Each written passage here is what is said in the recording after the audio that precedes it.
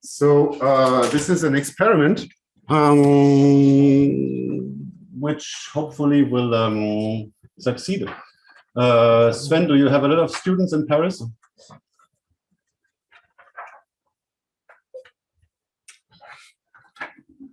So here, okay,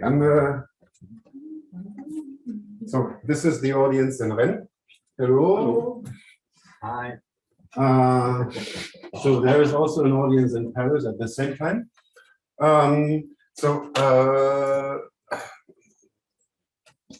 Donc voilà, bienvenue au cours Automate Algèbre Application. I don't know whether I should speak in French or English, so I'm kind of doing both. But there might actually be people in the audience in Paris who would not like me to speak French, right? Or does everybody understand French? Tout le monde à Paris comprend le français?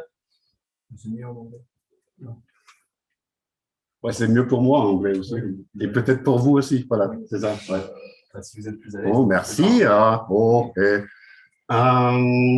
Okay, so let's start. So this this course is oh, there is something missing there. A common effort of some people in the automata group at the laboratoire in Paris.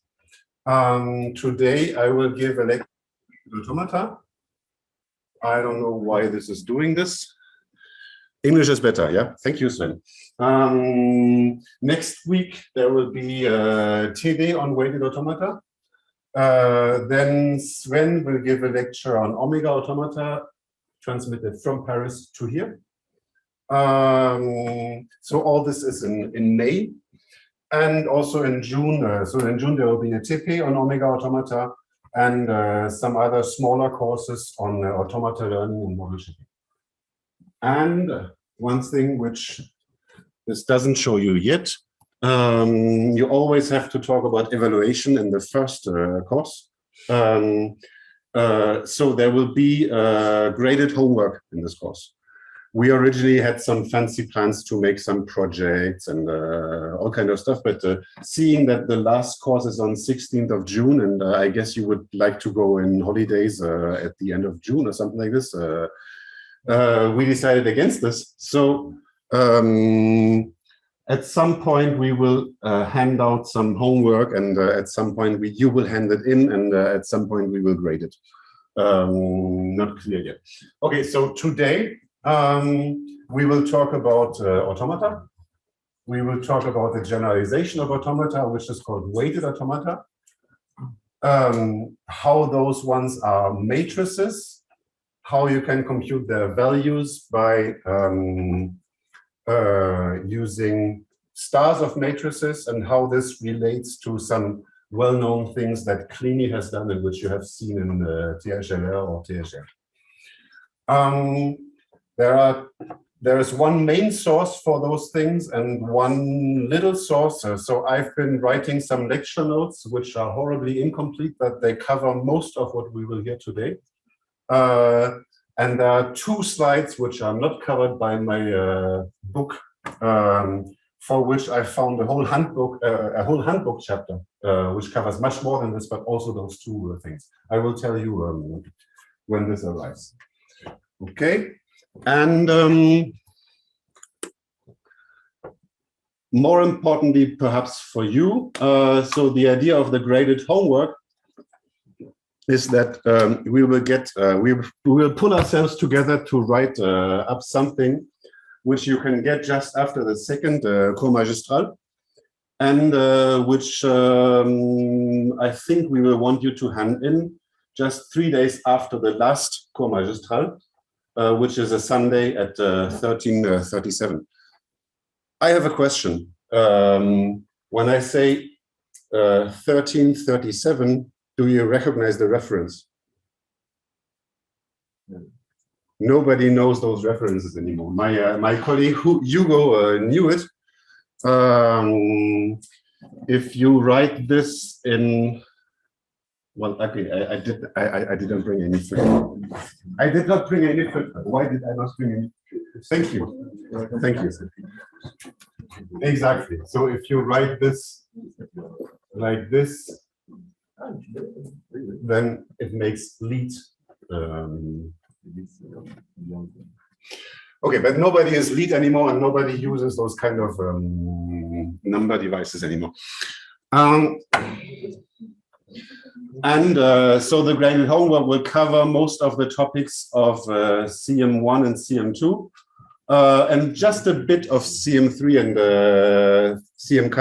CM4, so that you have an incentive to also come to the last course of this, the last lecture of this course. Okay, so those are the people who are doing this for you. Okay, this one looks like me. This is Sven, this is Philip, this is Adrien, this is Etienne, who will give the last lectures. And we are all in the automata group, and I should do something about those things here now, because otherwise this will be too annoying. I wanted to see Sven, but currently I don't. Maybe I will if I do like this.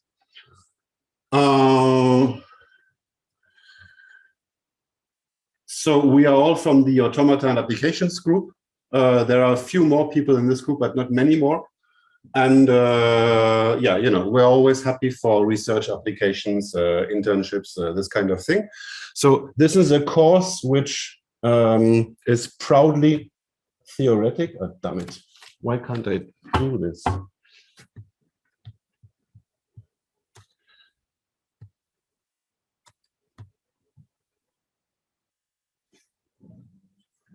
Let me put it here. Okay. And let me go back.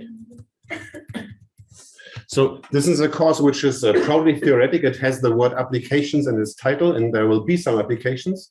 But what you will see today is almost exclusively mathematics.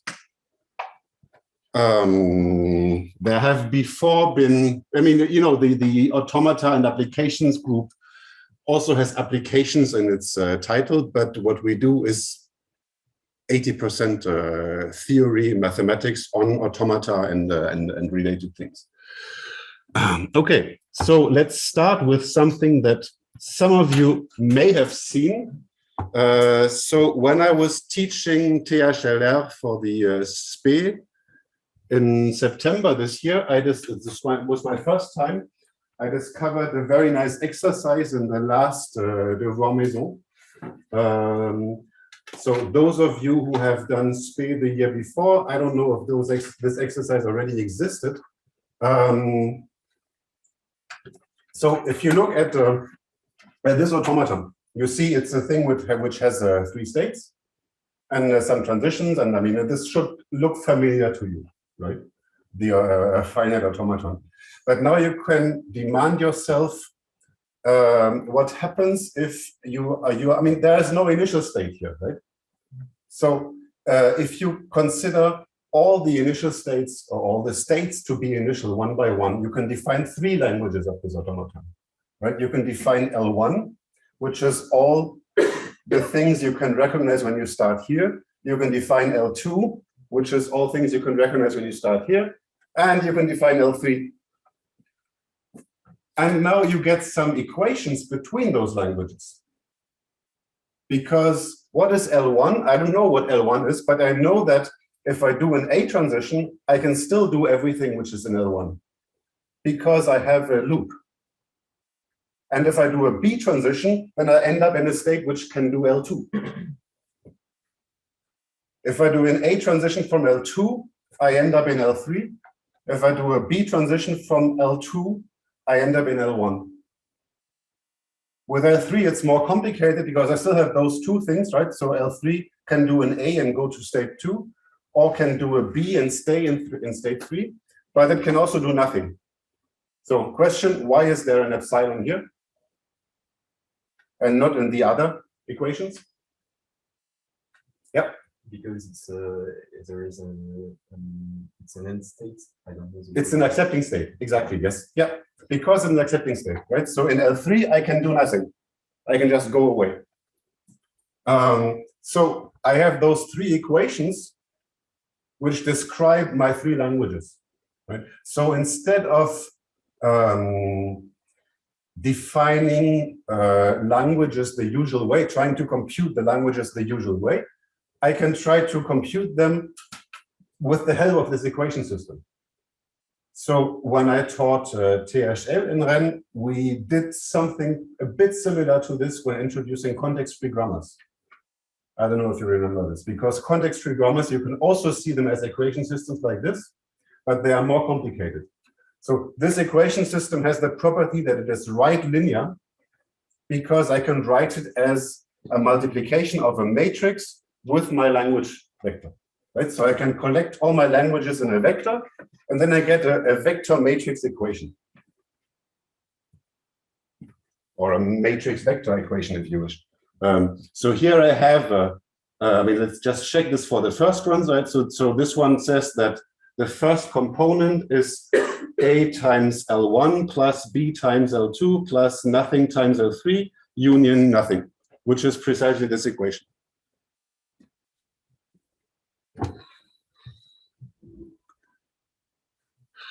Okay, Sven is asking me to admit his second browser into the waiting room. Okay, so we can understand the finite automaton as an affine transformation in a vector space on a semiring.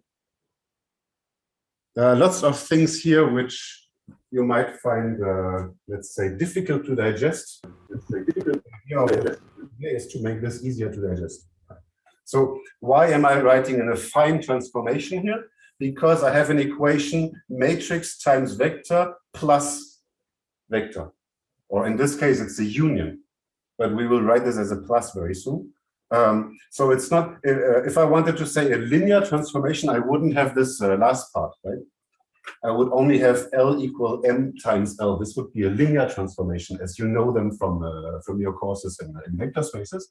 Now it's an affine transformation because I have an extra vector which I'm adding to it. I mean, you all know how to solve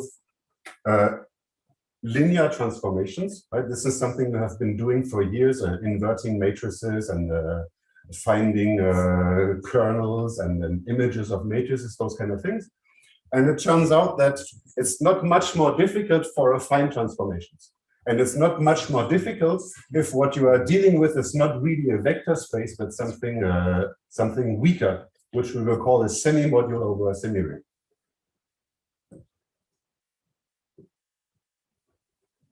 Okay, so now, no, this was the wrong computer. This is why it didn't work. Eventually, I will get used to those things. Okay, so here's another example. Perhaps slightly more complicated automaton.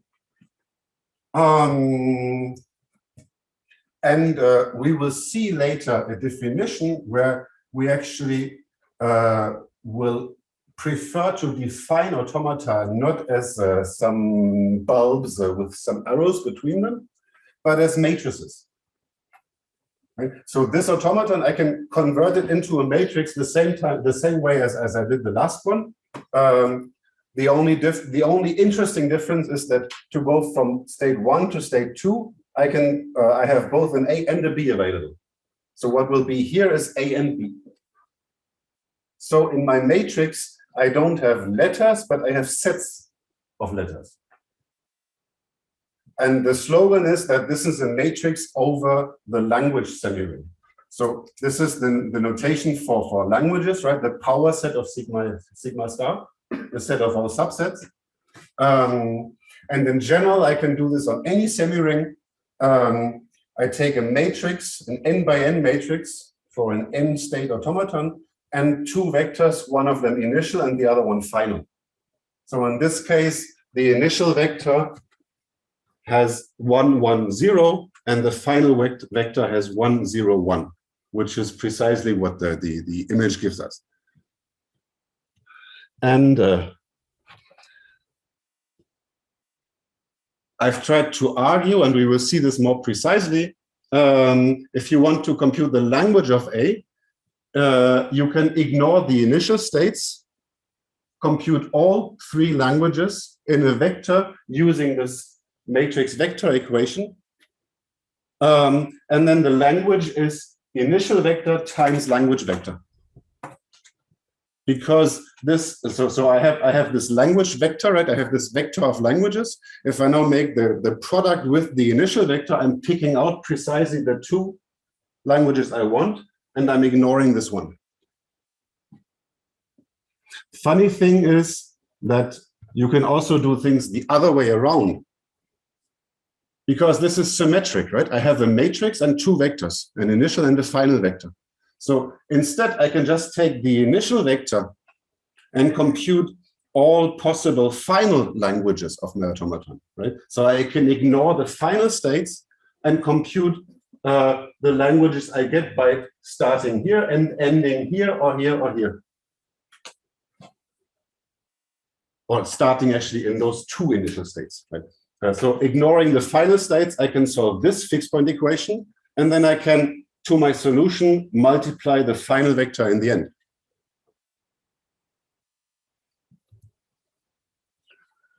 So this is basically the program for today. So we will make sense of this sentence, right? The sentence being automata are affine transformations in vector spaces over semi-rings, and their languages are fixed points to these transformations. So we need to, let's say, be more clear about what precisely is a semi-ring. We need to understand what are vector spaces over semi-rings. And we need to call them something else because they are called something else. They are called semi-modules. We need to talk about fixed points to affine transformations in semi-modules. And maybe at some point we should also see to what use is all this. And we will see some use. I mean, this is not pure theory for the sake of theory. Right? So for example, what we will see is that there is a close connection between the Floyd-Warshall algorithm, which you saw for computing shortest paths in graphs, and the Brzozowski-McCluskey algorithm for computing, for turning an automaton into a regular expression. Basically, we'll find that those two things are the same. So Floyd-Warshall is equal to Brzozowski-McCluskey. This could have been the title of this lecture, actually. Okay, so first, semi-rings. You have seen what is a ring. So I've learned in my pedagogy courses that you always, as much as you can, try to start with something that you suppose your students know. So I know that the students in Rennes have been following structure algebraique, and I imagine there has been a structure algebraique in Paris too.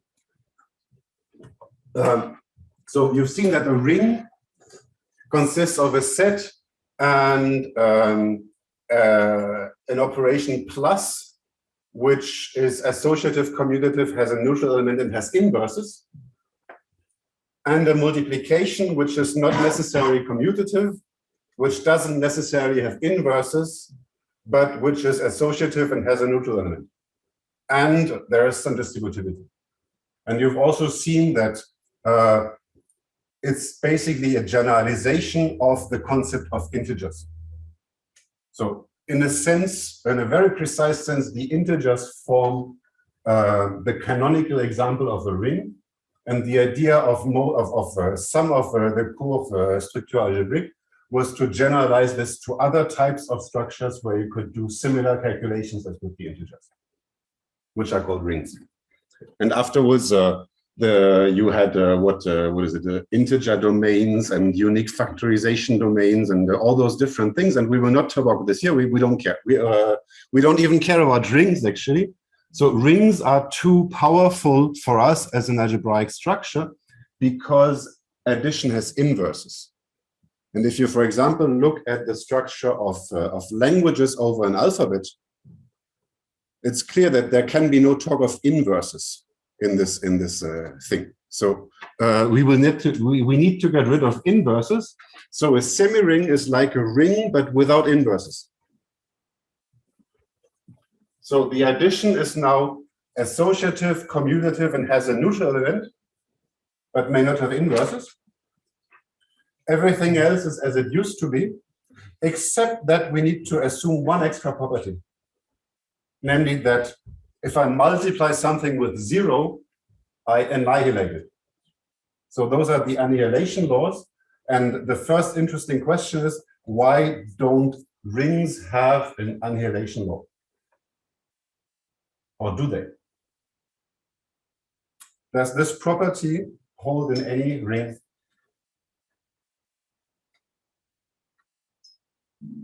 Is it always true that when I multiply something with 0, then it gets me 0? Of course, in the integers, this is true. Also true in the natural numbers. But is it true in any ring?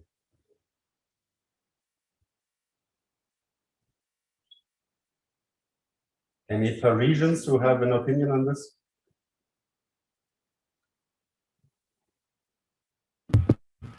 Can you hear me now? Yes.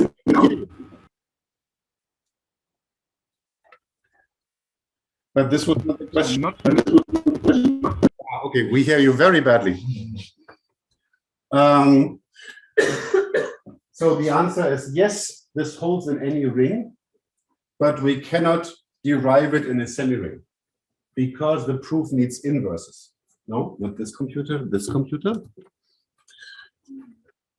So annihilation holds in any ring. And here is a very short proof.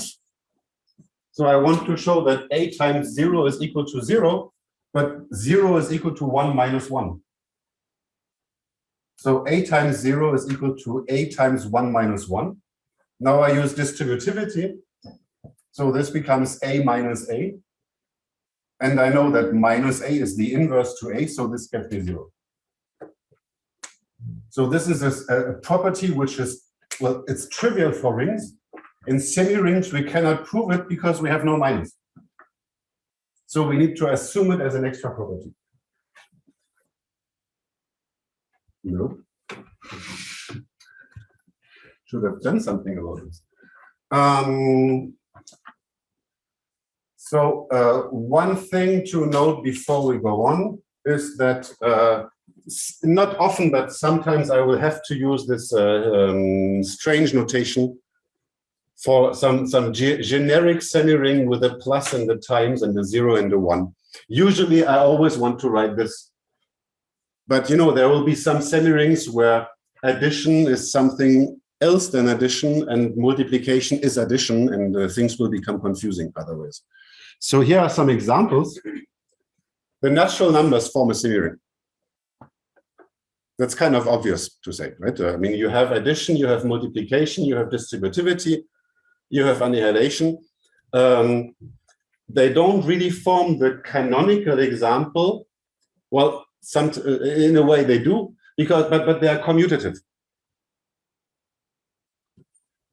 So it's a commutative semi-ring. Also, the integers, the rational numbers, the real numbers, everything is a semi-ring. This was easy. Here is something which is not as easy.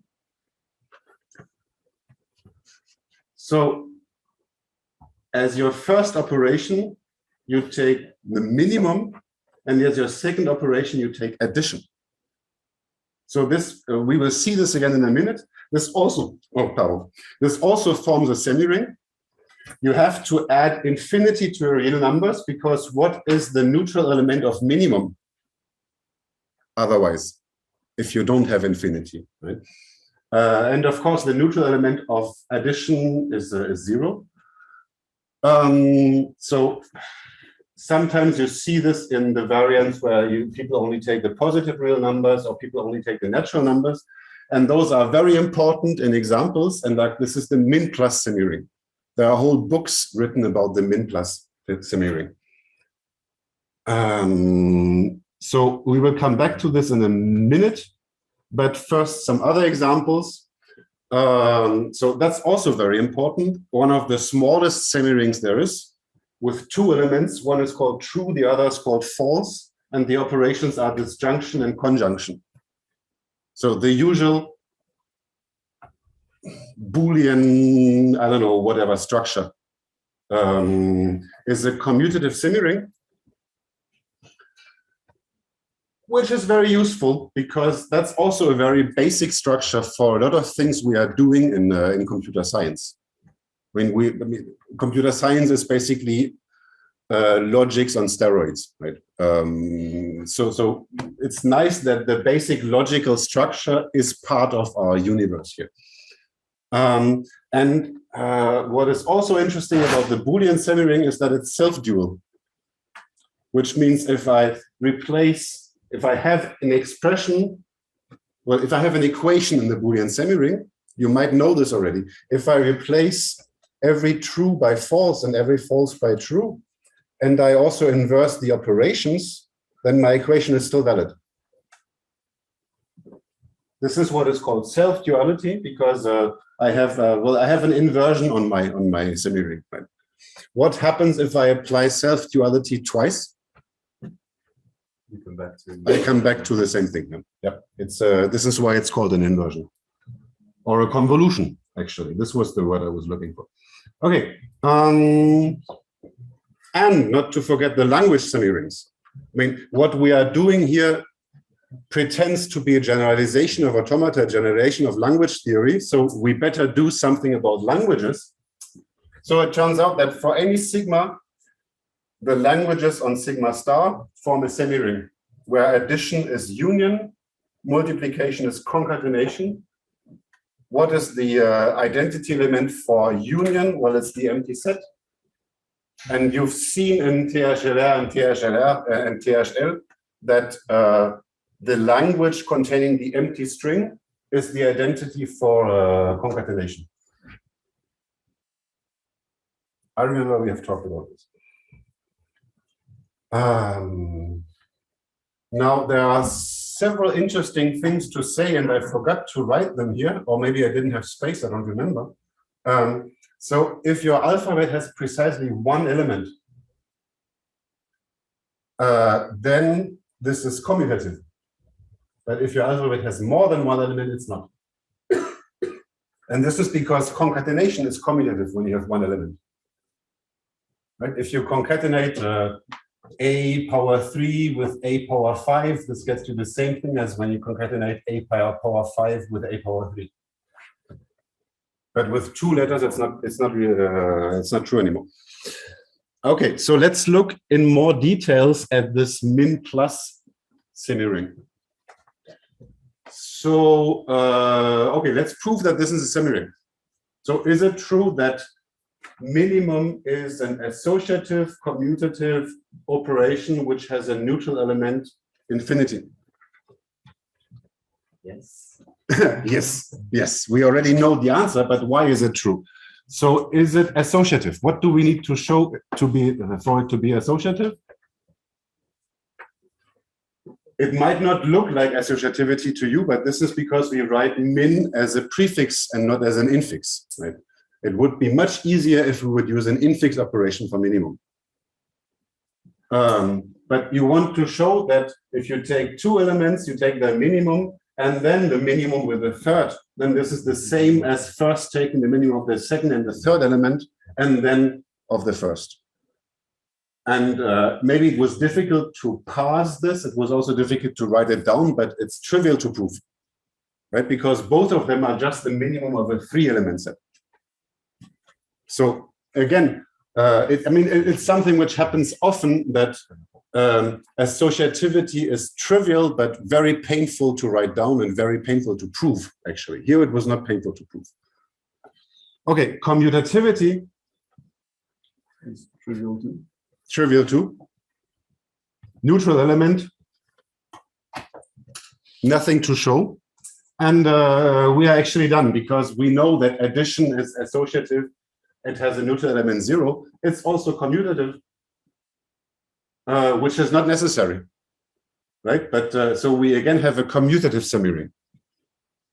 The last thing we need to show is distributivity.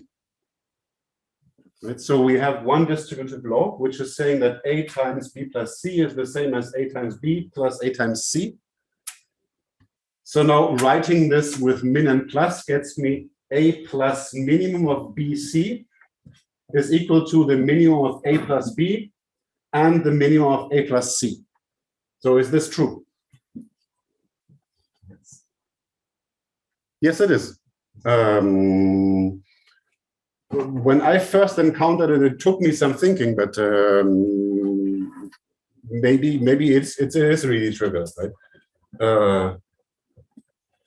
In a sense, it's because the operation of adding A to something is monotone, right? So it doesn't change the minimum. Maybe you can say it like this. And annihilation also. So we need to prove that A times 0 is 0. Okay, so what is 0? It's infinity. And what is times? It's plus. So A plus infinity is infinity. This is something which you usually assume when you add infinity to something, right? It wouldn't make sense anywhere else. It wouldn't make sense in any other way. But this is because also annihilation is a natural property of semi-ring. Okay. So this was easy. So before we go into weighted automata, are there some questions? There are no questions in Rennes.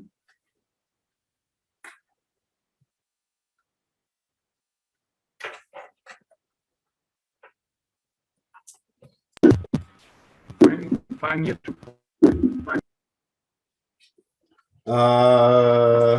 You don't have your natural voice here. I hope my sound is better in Paris than your sound is here.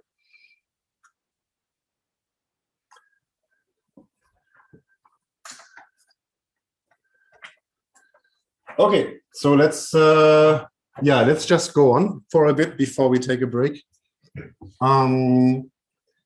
So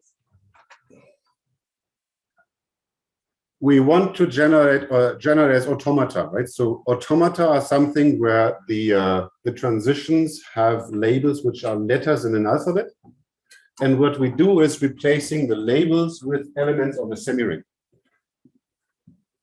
So we take some semi-ring, any of the structures we've seen or any other structure which is a semi-ring, and now the transitions are elements of a state, as the semi-ring and another state. And one thing we want is that transition relation is finite.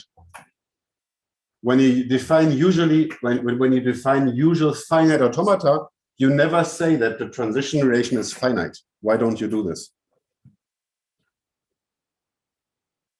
It's maybe a slightly complicated question because we didn't see the definition of finite automata, but usually finite automata have a finite alphabet, right? And transitions are a subset of Q times sigma times Q, so it's finite always. Most of the semi-rings we want to consider, they are infinite. So even if we have only finitely many states, we might still have infinitely many transitions because we could have infinitely many transitions between any two states.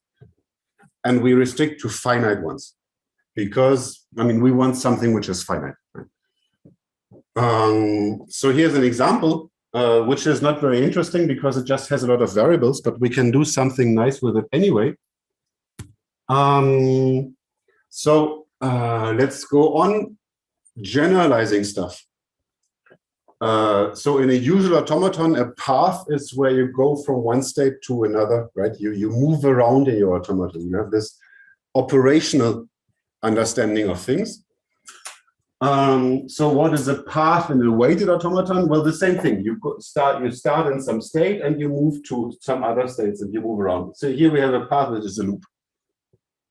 So a path is a sequence of transitions.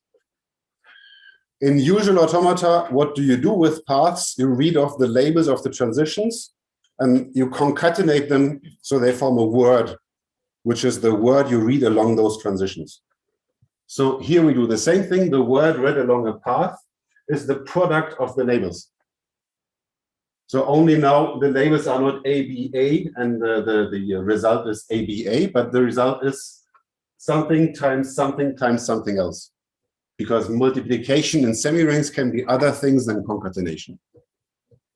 So let's do some examples.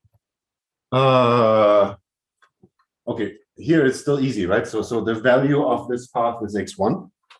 The value of this path is x2 times x3 times 1, but 1 is the unit for multiplication. The value of this path is 0 because of the annihilation law. Okay, here's a path with value x2, x3, x4, x6. That's maybe all that. Maybe all this is not very interesting, actually. Oh, this is interesting. What is the value of the empty path? So if I have a path of length 0, right? I am in a state and I stay in the state. What should we put at this value? In a sense, there are only two choices. Yeah. It's like the initialization of the product. So in a sense, it's an empty product, right? Yeah. Yeah. It's basically something power 0, so 1. Exactly. Yeah. So this is the intuition why it should be 1, right? You could have thought it could be 0 too. But in a sense, you also want the empty path to be an identity element, right? Because you can concatenate paths. And what should happen when you concatenate the empty path with another path? Well, you should get the same path back. And then when you take values of things, you need the value of the empty path to be 1 for this to make sense, right? But Dorian's argument was good too. So it's the product of 0 things, which is always 1. Okay. So now languages of weighted automata. So usual finite automata, we take all accepting paths, we look at the words we see along them, and we collect all those words, and this is the language of the automaton.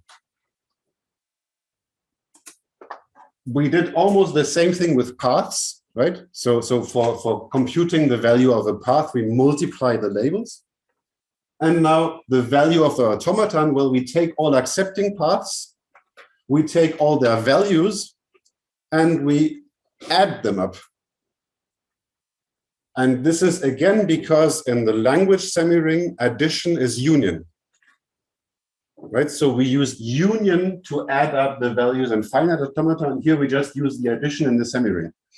There is one slight complication in this formula, which are those strange braces.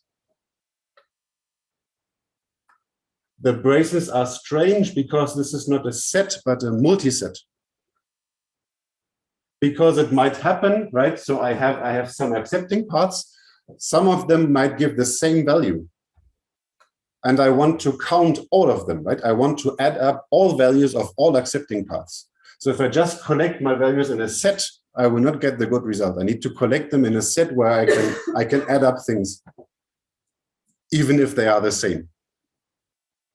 Have you seen multisets before?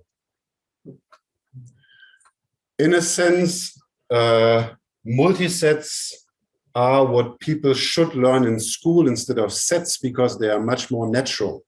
When you first encounter sets in school, it appears strange that when you put something into a set which is already there, it disappears. Right? A set cannot contain more than one of any element. And if you think about it, that's a rather strange convention, right? Why does it hold that if I put another ball in my bag, it just disappears? So multisets don't have this property. If you put a ball in a multiset, it's still there, regardless of how many balls were already in there. Which is why they are sometimes also called bags, because this is also what happens with bags, right? If you put things in a bag, you know they are there. Okay, and yeah, because the set braces were already taken for sets, people had to invent something else for multisets, and those are multiset braces. Okay, but I mean, this is just a very natural definition, and it's almost a pity that it gets obscured by this multiset thing. So let's do this. Let's compute the value of this example automaton. So here we have some abstract semiring. We don't know which it is. We have some variables on the transitions, but we can still compute the value. So Okay, the first accepting path we saw before was x2, x3, x1. Well, sorry, x2, x3, 1. So x2, x3 is in the is part of the value of the automaton. Instead of going here, we could also have gone here and here. We saw this path already too, right? So we add x2, x3, x4, x6. Are there other accepting paths in the automaton? Looping by using x5. There are other paths because there is a loop. There are infinitely many. Right? So we can go x3, x4, x5, x3, 1. This is this value. We can do one more, take the loop, and then go down again, then go here. So there are infinitely many accepting paths in this automaton. So what I have defined here is the sum. Well, I haven't defined it. In the definition of value, I'm using an infinite sum. And when I introduced semi-rings for you, I only told you about binary sums. Right? So we know, given 2 elements in this ring, I know how to define their sum.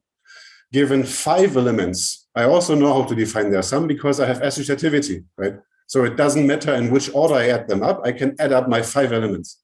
If I have infinitely many elements, I don't know how to add them up. I don't know that I have some notion of convergence or something. Right? I mean, you've been working with infinite series, with integrals where you define them by infinite sums of things which get smaller and smaller. So those things can become very complicated. Right? It's by no means given that any infinite sum exists in the structures we want to consider. So we actually have a problem here. So we wanted to generalize the nice things we knew about finite automata and languages to some more abstract structure, which would also cover, for example, the mean plus semi-ring. And it seems like we have failed, or at least we have a problem, right? So the definition of value, which is the natural one, right? I mean, there is no better definition of value of an automaton. There is no better definition of language. Has a problem that there is an infinite sum. And damn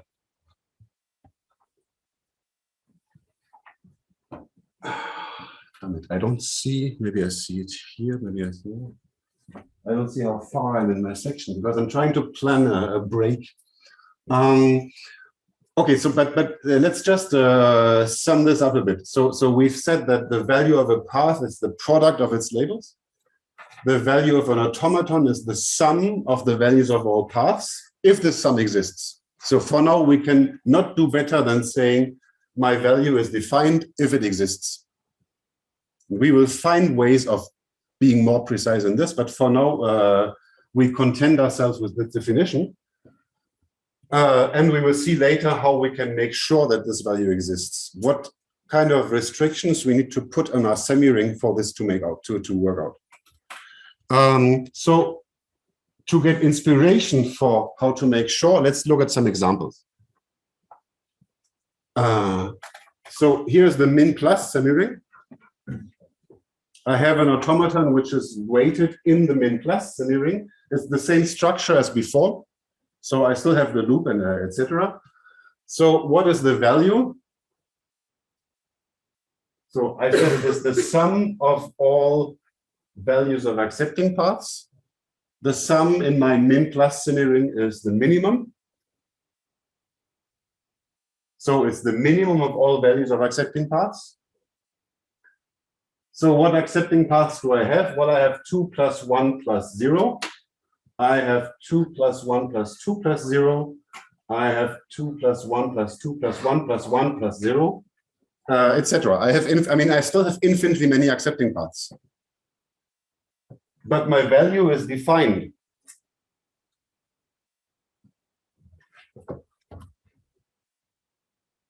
Why is my value defined? What is the interesting property of the min plus semi-ring and automata over it which ensure that my value is defined.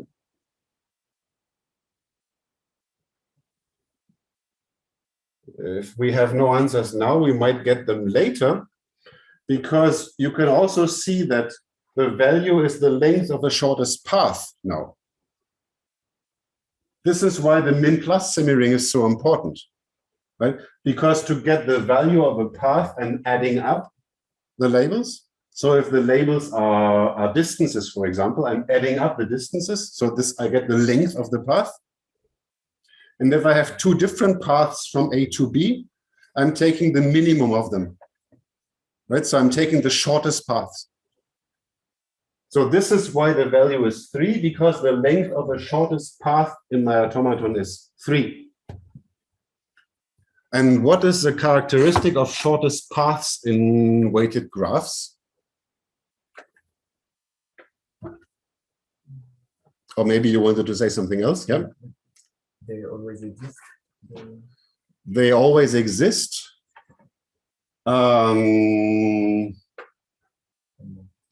They always exist, yeah? And why do they always exist?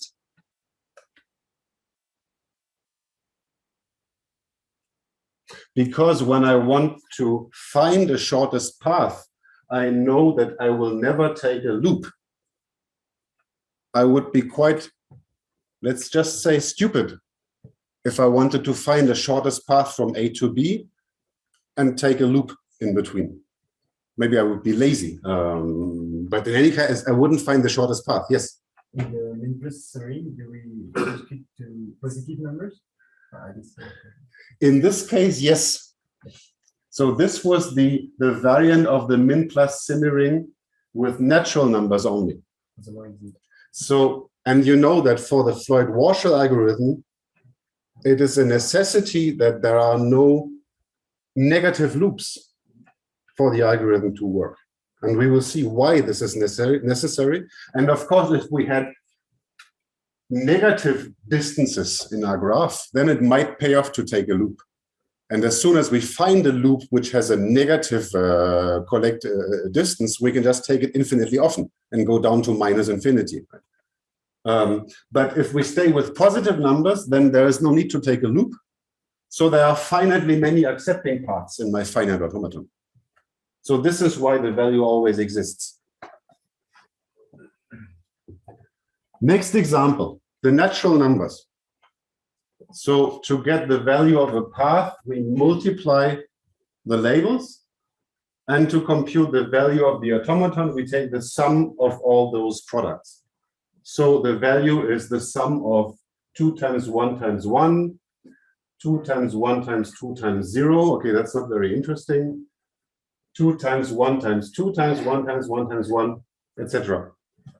So infinitely many paths. Does it have a value, my automaton? Well, it says here it doesn't. And the reason is that now the loop actually becomes interesting, right? Because every time I take the loop, I multiply the value of my path with 2. Because there is a 2 in the loop, right? The value of the loop is 2. So if I reach it somewhere and I take it once, I multiply the value of my path by 2. I take it twice, I multiply it by 2 again. So the values of this automaton, well, the values of accepting paths of this automaton are the set 2, 4, 8, 16, etc., which does not really have a sum. I'm sure there are some YouTube videos which will try to tell you that 2 to the n converges to minus 1/2 or something like this. But actually it doesn't. It diverges to infinity. Infinity is not a natural number. So in the natural numbers, A doesn't have a value. Next example, languages. When we know that every automaton has a language, right? So our definition must have a way of making sense. So let's look what happens with languages. So here we also have infinitely many accepting paths, right? So we have the language of the automaton includes B, C, A. It has B, C, B, A. B, C, B, D, C, A, B, C, B, D, C, B, A, etc. I'm sounding stupid. So it's an infinite set, but you have learned in THLR and THL that there is a way of expressing this infinite set in a finite way, because you can abstract the loop into a star. Right? So as a regular expression, the language of this automaton is B times CBD star times CA or CBA. So, okay, so the language is infinite. In the language semi-ring, this is not a problem. We can handle infinite sets in the language semi-ring, and we can handle them because we have stars. In the natural numbers, values could become infinite, and we don't really have a way to handle infinite numbers in the natural numbers. We could, of course, add infinity into our base set. Like this, it would be true that all automata would have values, but then as soon as your automaton has a loop along which not all transitions are weighted 1, the value will be infinity. Right? So it will not be very interesting. We can fix this problem here, but it's questionable whether it helps us. In languages, the fix of the problem is the star. And it turns out that the solution to our problem is also a star. And we will see this after a 13-minute break. So we take a break and just until 10 past 3. Okay, can we start again?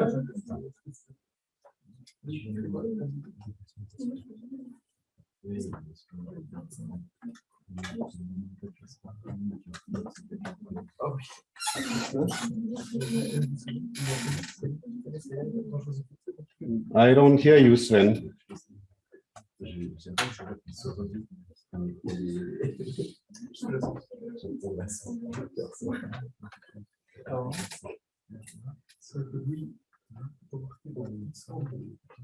Shall I start?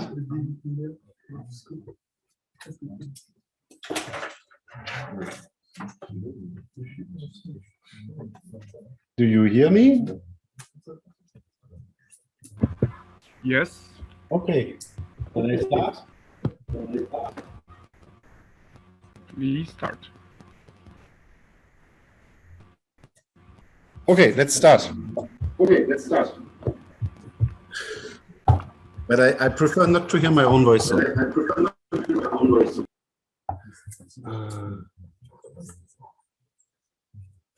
But this can be easily fixed, I guess. No, but now I don't hear you anymore. Okay, let's see how this goes. Okay, so in order to make sense of the definition of value, we need to do some linear algebra over semi-rings. So this is where things will get starting to be real fun.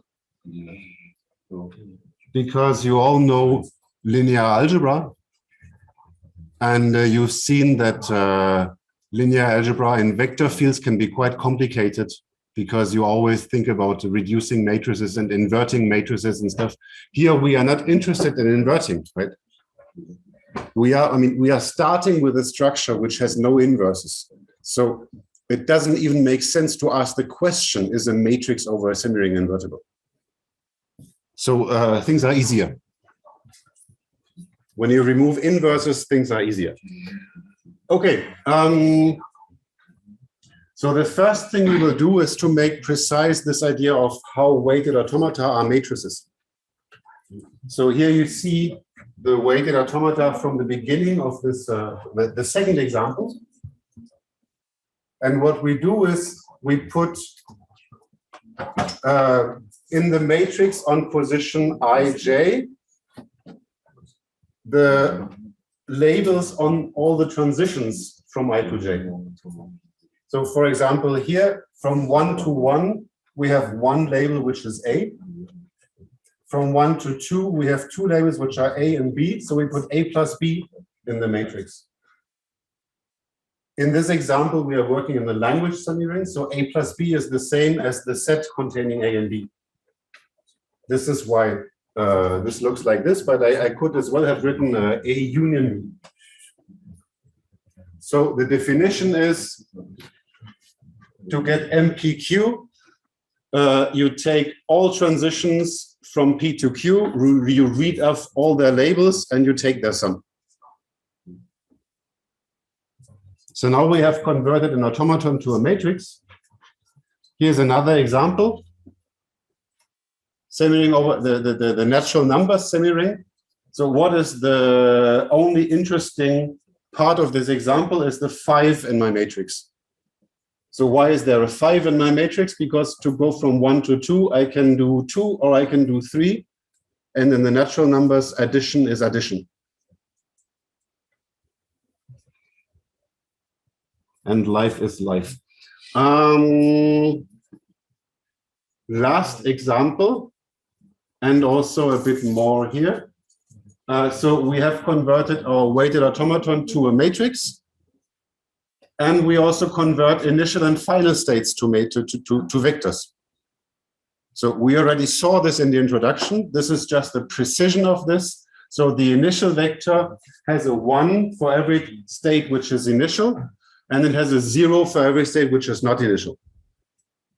So in this case here, states 1 and 3 are initial. So the first and third component of I are 1, and the middle component is 0.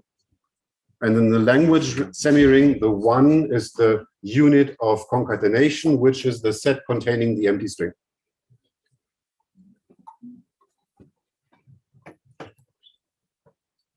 Yet another example, well, it's the same as before, right? The natural numbers, the matrix where the only interesting element was 5, and the initial vectors are 1, 0, 1 and 0, 1, 0. Okay?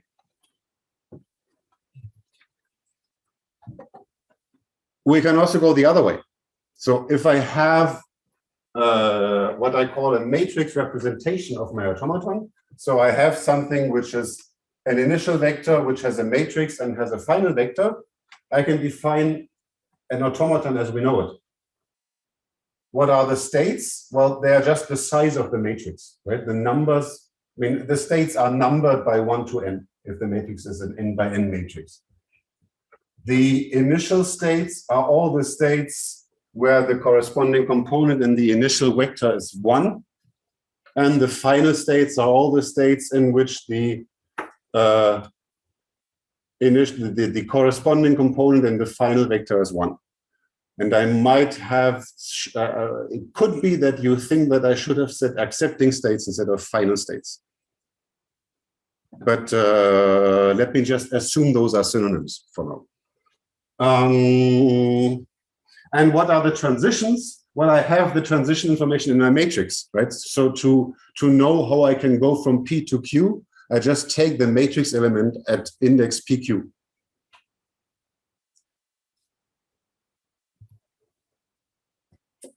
So this is, we will now assume this redefinition.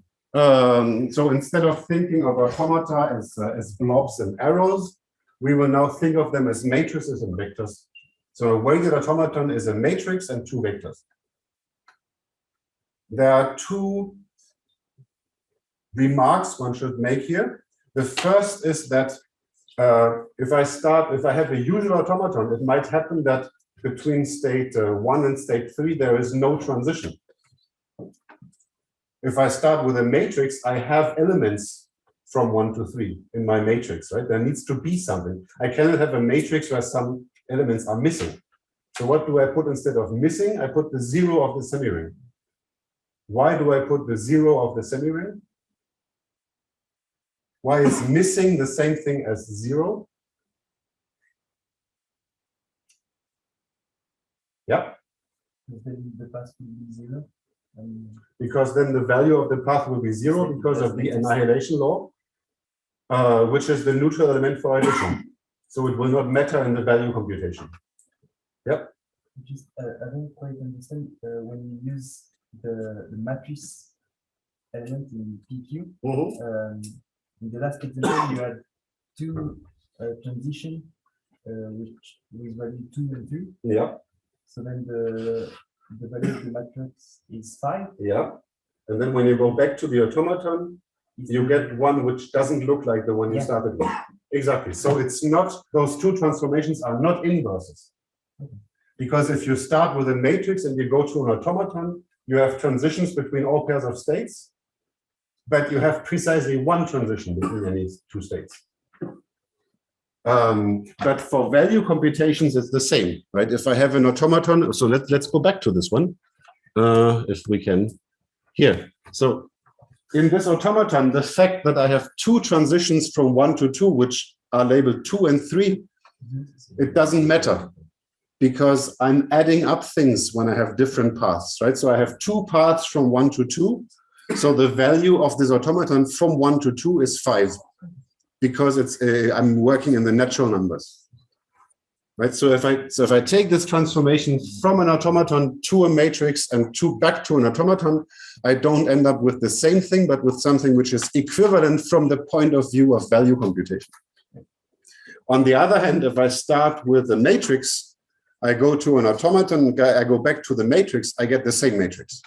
So in a sense, the matrix representation is more unique, if you want, right? There is another remark we need to make, is that in this definition, in the redefinition, it says that initial and final vectors are just any matrix, any centering elements. Right? The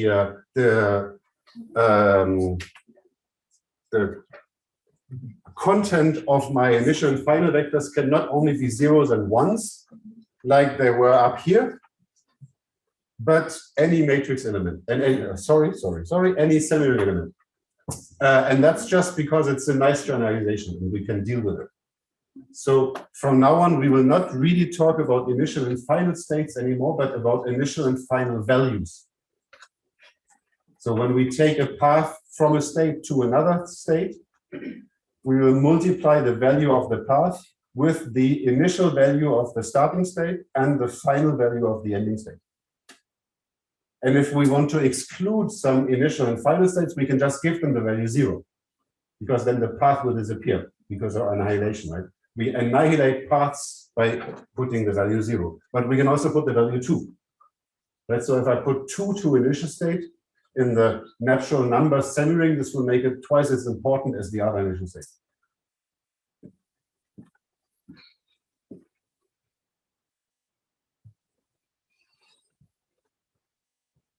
And now there is a nice thing we can say, which will help us enormously in our quest to define things properly. So if I have a weighted automaton in matrix representation, then I can compute its value as an infinite sum of initial vector times transition matrix to the n times final vector.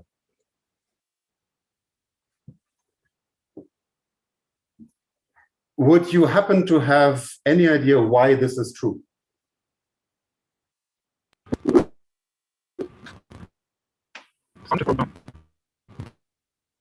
Somebody in Paris has an idea? I just had heard some sound. If I take n equal to 0 in this equation, what do I get? I get initial vector times final vector. What is it? What do I get when I multiply the initial vector with the final vector? Let's go back to the example. This one, for example. What do I get if I multiply the initial and the final vector? I get 0 plus 0 plus 0. Which is 0. What does it mean? It means there is no way to go directly from an initial state to a final state. There is no initial state which is also final. If there would be one, well, then I would have a component 1. Let's say in the first component of I, it would be 1. And in this first component in F, it would be 1. And the product would not be 0 anymore. So in a sense, well, not just in a sense, in a very precise sense, if I take the m out of this equation, so I put n equal to 0, then I get the values of all paths of length 0. Because I only count the paths which don't move, right? Which start in an initial state and end immediately because the state is also final. If I take the matrix once, what do I get?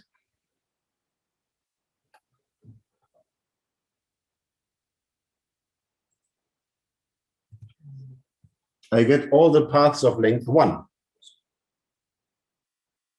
Because I'm starting in an initial state, I'm taking an entry in the matrix, which has this, the index of this initial state as row index.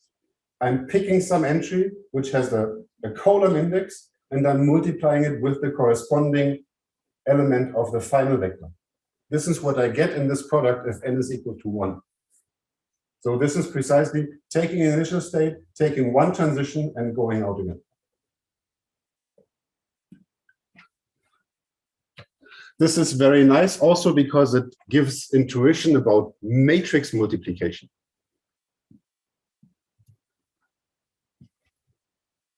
And I believe you've seen something like this in your recent course, Theorie Graph. When you take the adjacency matrix of a graph, it collects all edges of the graph. When you multiply it with itself, it collects all paths of length 2 in your graph. When you multiply it 3 times with itself, it takes all paths of length 3. So in general, if you take one component of the sum, it selects all paths of length n in your graph, which start in an initial state and end in an accepting state. And that's it. So here is an example, in case this was not clear enough. So you see the transition matrix collects precisely information on the transitions. This is why it's called the transition matrix, right? Now, if I take m squared, what do I get? I get this. So this says, for example, in the first row, first column, that to go from 1 to 1, the only thing I can do is AA. And if you look at the automaton, this is precisely the same thing. If I want to go, I want to start in state 1, and I want to end in state 1. What can I do? Well, if I go to state 2, I'm dead already because I cannot go back. So I need to stay in state 1. So the only way to do it is to take the loop twice. If I want to go from 1 to 3, so this would be first row, third column in this matrix. Well, what can I do? I can go from 1 to 2, and then I can go from 2 to 3. So this gets me b plus a times a, or a times b plus a, no, a plus b times a, which is precisely what it says here, right? Either AA or BA. So I'm also playing a bit with distributivity here, actually. Are there other interesting entries in this? Well, yeah, what about going from state 1 to state, no, from state 3 to state 1? So third row, first column. To go from state 3 to state 1, I have 2 ways of doing it. I can either go directly to state 1 and then loop once in state 1. This gets me AA. Or I can loop first in state 3 and then go to state 1. This gets me BA. Right? These are precisely those entries. I don't think I computed the example further because it was getting bigger and bigger. Okay. So, this is where we are now.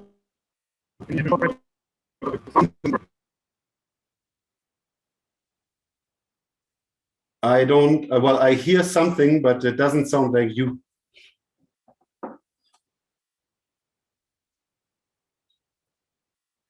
But it gives me the occasion to drink some water.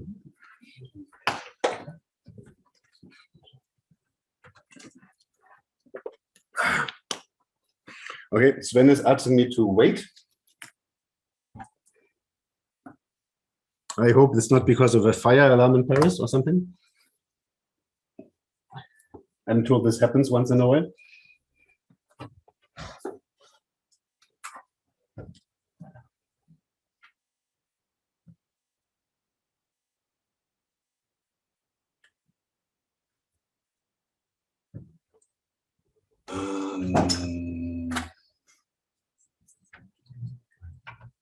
So this gives us opportunity to ask some questions. And in case there is something which was not clear.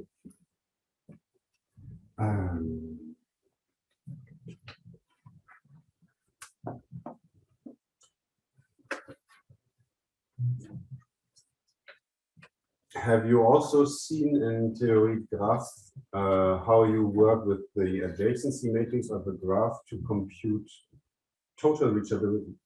To compute reachability? We did that. So the computing the star of the matrix. Yeah. This is good because we will do it again. So this is nice because then some of this should sound familiar to you. And I was very happy when he told me that he was doing some things like this. He was even talking about semi-rings, I believe. Yeah. And we've seen the mean and cuts semi-rings too. Yeah.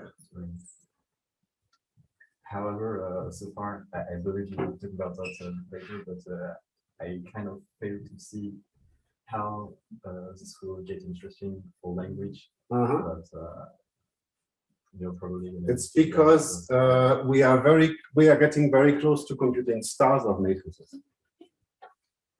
Yeah, but and to an algorithm for computing stars of matrices, which is both Floyd-Warshall and Brodowski-McCloskey. So I don't know what is going on in Paris. Okay. Sven is telling me I can go on. So I will go on. So we've seen that if the value of A exists, then I can write it as an infinite sum like this. Initial vector times matrix to the nth times final vector. And what we need now is distributivity. Because it would be nice if we could turn this into an operation only on the matrix, which currently we can't, right? So here there are some I and some F, which is obstructing us. So if we had a way of putting the infinite sum inside the product, it would be nice. Of course, if it was a finite sum, this would be just distributivity, right? If I have A times B plus C plus D plus E plus F, I can take my A inside, right? But here I have infinitely many. So that's a property I need to assume. So we will assume for now that we have infinite distributivity. And then we can do something about this expression, the sum of the matrices to the nth. Because what it is, it's a geometric series, right? I have a base term, which is m, and a ratio between terms, which is also m. Or maybe, okay, no, my base term is 1, right? The 0th element is 1. And then I'm multiplying it by m every time. So this is the sum of a geometric sequence or a geometric series. So it seems that to compute values of automata, we need some way of expressing sums of geometric series in our scenario. So, I mean, you know that geometric series do not always converge. They converge in some cases, in other cases they don't. And what we will do here is just assume that they converge always. So we assume that we will work in structures where we have sums of geometric sequences, where we have geometric series. And actually there's a funny thing which we will make sense of in a little while. So it's a geometric series. So you know the formula for computing a geometric series, right? It's 1 divided by 1 minus the ratio. This is the sum of a geometric sequence.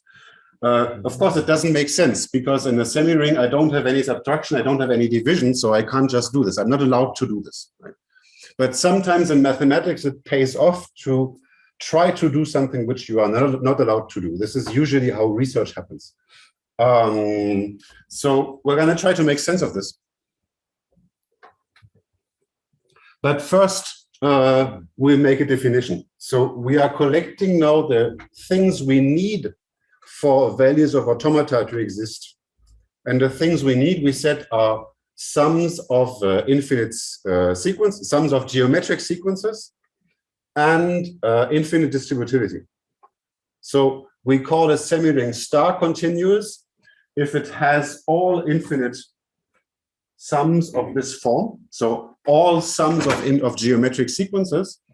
And whenever I have a geometric sequence like this, then I have infinite distributivity.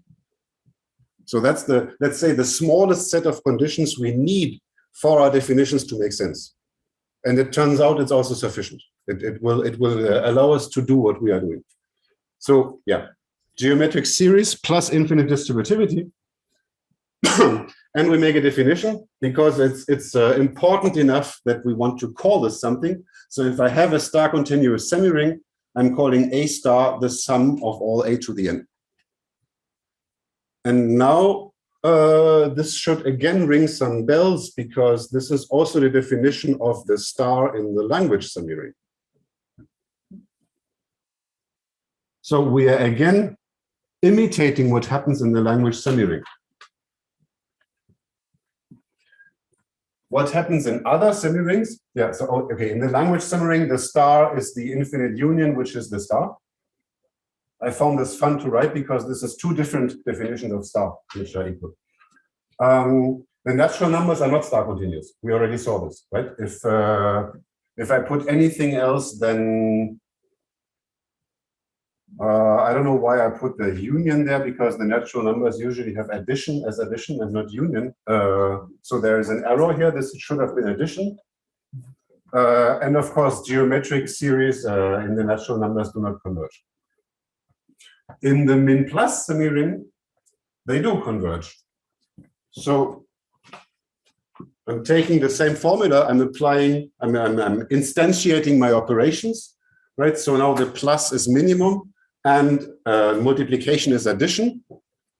So my infinite sum becomes an infinite minimum, right? The minimum of 0 A's, 1 A, 2 A's, 3 A's, and so on. And what is the minimum of all this?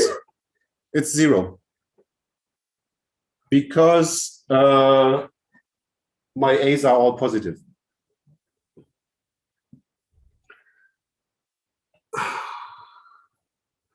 This also gives some intuition about what the star means, because we said that if we have a min plus weighted automaton, we don't want to take loops. And this is because the value of the loop, so stars are loops in this operational sense, and the value of the loop is 0 in min plus, which means not taking the loop. So if I want to abstract a loop into a star, in the min plus scenario, it just means I never take it.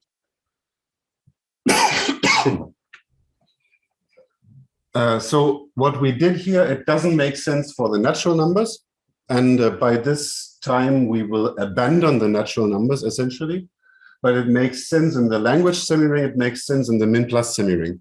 And it makes sense in a lot of other semi-rings, which we don't have time to talk about here, but which will come up again in the TD next week. And now we can do something funny with our equation. Right, so I'm taking the geometric series, I'm writing the sum formula. I'm not allowed to do this.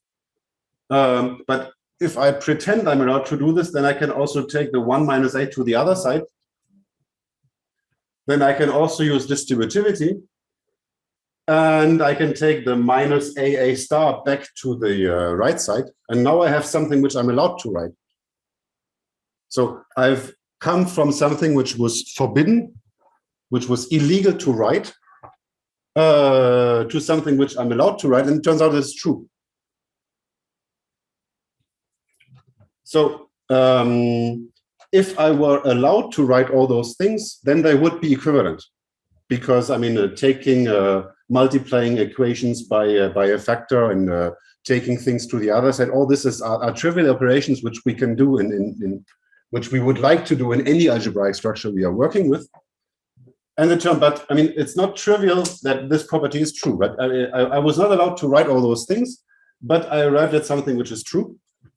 So what does it mean in an operational sense? It means that taking a loop on A is the same as doing nothing, this is the one, or doing A once and taking the loop on A. Right, so taking a loop is the same as doing nothing or doing it once and then doing a loop. I don't know how much you have seen of formal semantics of programming languages. But if you had seen this, you would precisely have seen these things as the definition of a while loop. So if you want to define precisely what a while loop does, if the condition is true, it's the same thing as doing it once and checking back whether the condition is true, and then I mean, going back into the while loop, basically. This is what it says here. Doing a loop is the same as doing nothing or doing it once and then again going back to the loop. Does it make sense? Okay, thank you. So A star is the same as A star plus 1 is also the same as A star A plus 1. We didn't prove this one. Well, we didn't actually prove any of this. I'm just hand-waving arguments here. And there might be a demand of a proof in the TD. I don't know yet. Okay. The next thing we need to do is talk about matrices, because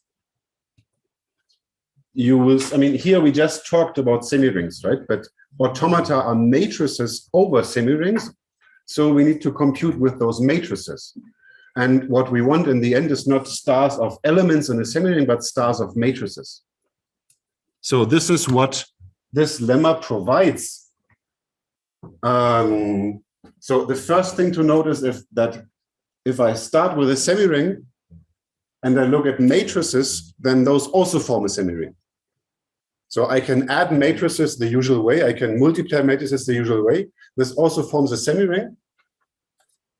And then if my original semiring S is star continuous, then the matrix semiring is also star continuous, and I have a recursive algorithm to compute stars of matrices.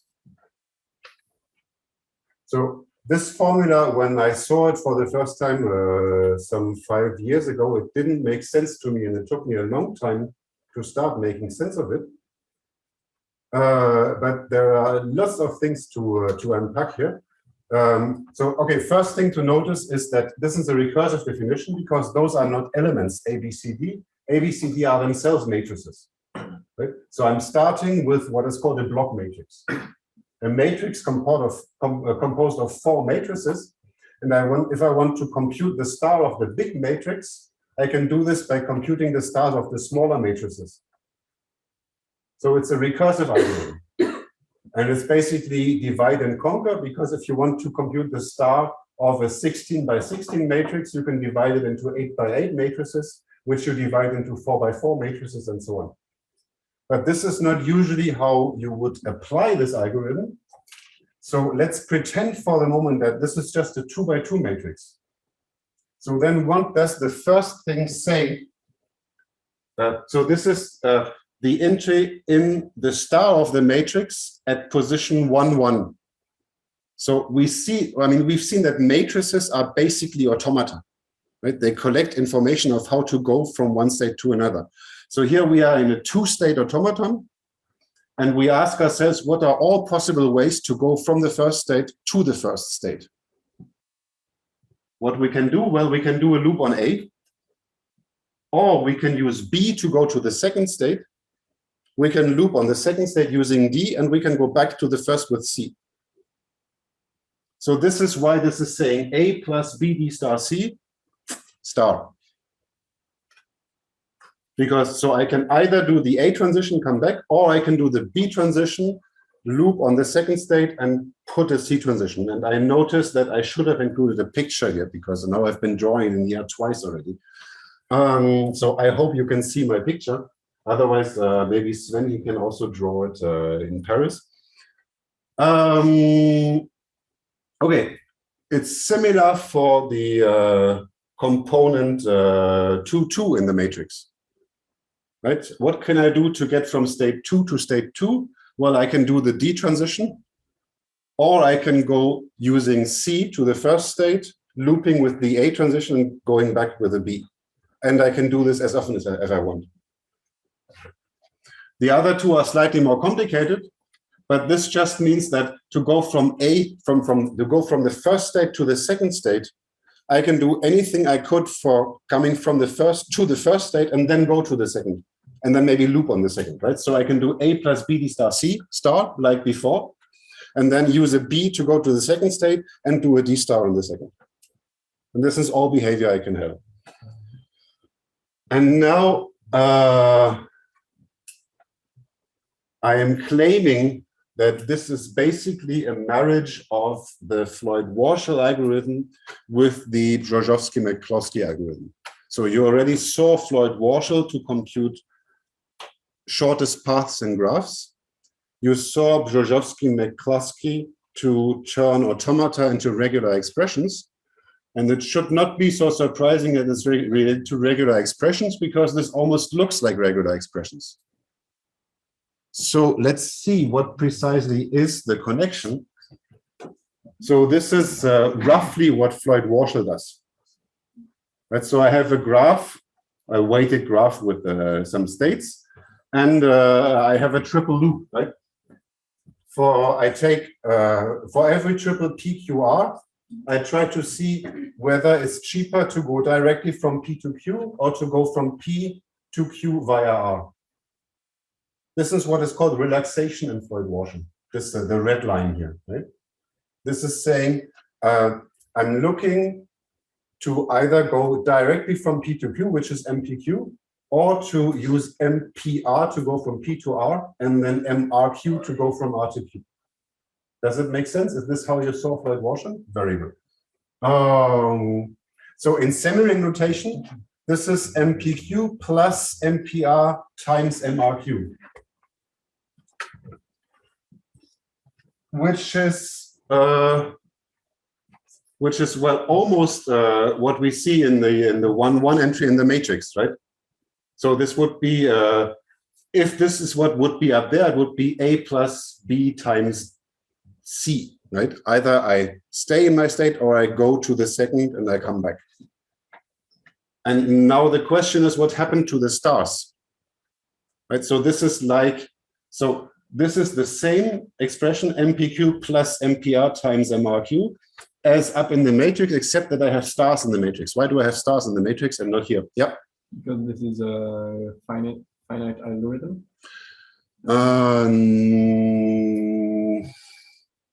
I mean, even in a finite algorithm, when you look at Brzozowski-McCloskey, I have stars. Yeah. It's because I'm working in the min-plus semi-ring with Floyd-Warshall, and we said already that loops do not matter for Floyd-Warshall. Right? The stars are loops.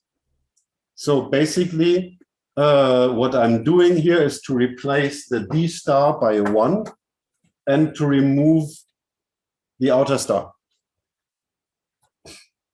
So the analogy is maybe not quite 100%, because if all my loops are 1, I should just write a 1 up there. So the cheapest for going from state 1 to state 1 is not to do anything, which is true. But this is not how Floyd-Warshall works.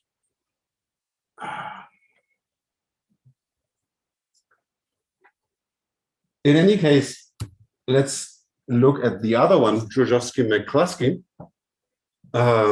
So if you recall, what you do in Brzozowski-McCloskey is you take one state in your finite automata and you want to get rid of it. You want to eliminate it. And you look at all other pairs of states and how you can get from P to the state you want to eliminate, which is called R here, and then back to Q. And what you do is, well, to go from P to Q, well, you either go directly from P to Q, or you go from P to R, you loop on R, and you go back to Q. So this is the relaxation step in Brzezinski-McCluskey, except we didn't call it relaxation. And we ordered the loop variables in a different way. Right? In Floyd-Warshall, you have 4 loops on PQR. And in Brzezinski-McCluskey, you choose 1 R and then you loop on P and Q, but you choose 1 R at a time. So it's also a loop on R, actually.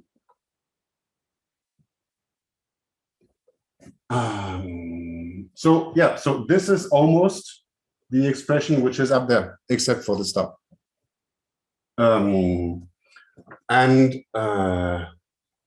Why is there no star in Brzezinski-McCluskey? Why is there no final star in the Brzezinski-McCluskey? Why don't I replace MPQ by this expression, which is here, with a star?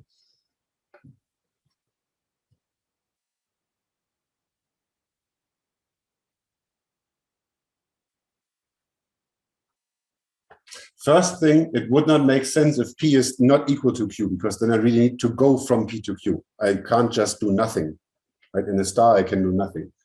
But even from Q to Q, well, actually from Q to Q, I could put the star, but I'm just going to put it next time. Right? So I'm choosing a state R, I'm eliminating it, and then I'm treating the other states again. And eventually I will put a star on the expression I have gotten in my matrix. So it's kind of a delayed starification. I don't know. Okay, so this means that we are now ready to put things back together, actually, and to resolve the tension that the introduction has created. So we wanted to make sense of the sentence: automata are affine transformations in vector spaces over semirings, and their languages are fixed points to those transformations. So what we've seen is that a weighted automaton is nothing but a triple of an initial vector, a transition matrix, and the final vector. We also said in the beginning that if you collect the languages from different initial states, then this is then this satisfies a fixed point equation. It satisfies the equation L is equal to M times L plus F. Except L is now not called the language anymore, it's called the values, right? It's the vector of values from the different initial states. Okay, so let me say this once more. If L is the vector of values from the different initial states, then L is equal to M times L plus F, where F is the final vector. Now, this is an affine transformation, right? Because I'm taking a vector L, I'm multiplying it with M on the left side, and I'm adding a vector to it. So M and F define an affine transformation, and L is a fixed point of this affine transformation. Because if I'm inputting L into my transformation, I'm getting it back. And it's an affine transformation from vectors over S to vectors over S. And for historical reasons, this is not called a vector space over S, but a semimodule. And we will see those historical reasons in a moment. So S to the N is a semimodule over S, and my well, the transition matrix and the final vector of my automaton define an affine transformation on the semimodule. And now comes the interesting bit, because we saw already that M star is equal to MM star plus 1. Now, if I multiply this with the final vector, I get M star F is equal to MM star F plus 1. And this looks like the equation I saw before, right? if I take m star f as my variable, this is just the same transformation equation we saw before. So this means that m star times f is a fixed point to my affine transformation.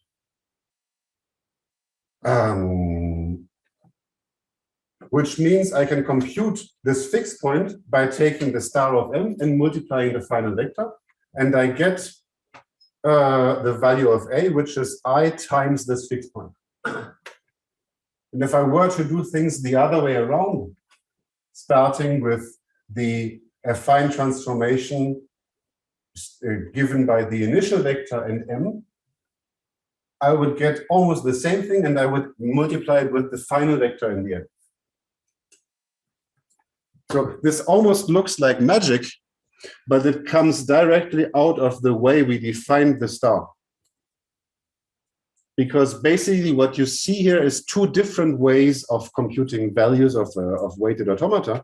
So either you can see them as affine transformations and then the value is a fixed point, or you see them as in this operational way and you compute the powers of the matrix. And we saw that the star is just the sum of the powers of the matrix, right? So this the definition of the star as a geometric series connects those two definitions. This is why things fall out magically like this. Okay, and just to make things precise, which I have talked about now, let me finish this part with some definitions. So the first one you have seen. If you take a field, you can define a vector space over your field, which is an abelian group and multiplication of field elements and vectors, right? A scalar multiplication. Okay? I'm switching context, so please switch context with me. So nothing about semi-rings here. This is about fields and vector spaces. And having scalar multiplication in action precisely means those four things here. It means distributivity in two different ways. It means that the multiplications agree, right? If I multiply two scalars and I multiply a vector on it, then I get the same thing as if I first multiply my vector with the second scalar and then I multiply with the first scalar.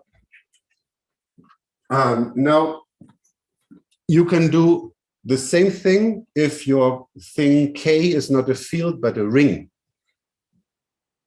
And you may have heard about this. If you start with a ring, then you can define, then vector spaces are called modules. Sometimes this would be in a course on algebra 2, which people would have in other places. We don't have a course algebra 2 here, and I think we are quite fine for it. But in any case, if you don't work with fields but with rings, then vector spaces became modules. And you need to make a difference between left modules and right modules. Why do you need to make a difference between left modules and right modules?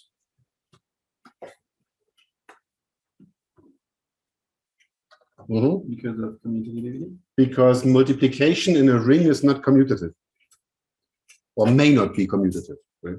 In a vector, in a field, multiplication is commutative, so everything left and right is the same thing. If you remember to transpose your matrices, right? With rings, it's not the case anymore, and you have left modules and you have right modules. And now we go again one step down in the hierarchy. So if you don't start with a ring but a semi-ring, you can define a left semi-module, which is now not an abelian group anymore, because you don't want inverses. It's just a monoid.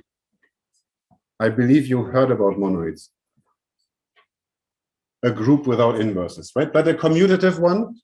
Why is it a commutative monoid I want for my semi-module? Because the addition in the semi-module is supposed to correspond to the addition in the semi-ring, which is commutative. the same axioms as above, which are all natural, plus annihilation. And there is a question there, why do we need annihilation? But I think you know the answer. We've been talking about almost nothing else, right? Why do we need annihilation? Because it cannot be used from a ring. Like Because there are no inverses, there is no minus, right? If I had a minus, I could easily prove those identities, right? So they hold in a module, they don't automatically hold in a semi-module, so we add them because we find them natural. And once you have vector spaces over fields, you can talk about linear transformations between vector spaces, right? If you have modules over a ring, you can talk about linear transformations between modules. And if you have semi-modules over a semi-ring, you can talk about linear transformations between those. So linear transformation is just a function which satisfies the linearity conditions. Right? So the function applied to a sum is the sum of the values. The value of v times x is the value of v times x. The usual conditions for linearity. Only that now I need to make a difference between left linear and right linear transformations. And for reasons which will become obvious in a second, I'm introducing right linear transformations here. So those are transformations of right semi-modules, which don't have an action of S of the semi-ring on the left, but on the right. So this is why this is written like this: f of v times x is equal to f of v times x. And all this I'm doing only because I want it to be equivalent to functions which left multiply by a matrix. So that's just the technical reasons. Right linear transformations are equivalent to multiplying a matrix on the left, and left linear transformations are equivalent to multiplying a matrix on the right, which we don't usually do, right? I mean, we usually want to write matrix vector equations like this and not the other way around. This has caused great confusion in the weighted automata community. And about half of people working in this area write matrix multiplication on the right because of this, which is really not nice. So this is it. We've talked about semi-modules, we've talked about linear transformations. Once you know what a linear transformation is, you can talk about affine transformations, which are basically linear transformations where you add a constant, right? It's like, I don't know, a linear transformation is standard vector spaces, or a line is just a line through zero. And then you add a constant and you get what people in high school call linear, which is not really linear, but affine. And here we can do the same thing. And affine transformations are automata, and values of automata are fixed points to affine transformations. So this is a perfect time not to go home and drink beers, because we still have 1 hour left. But we will talk about something slightly different after this. So let's take another break.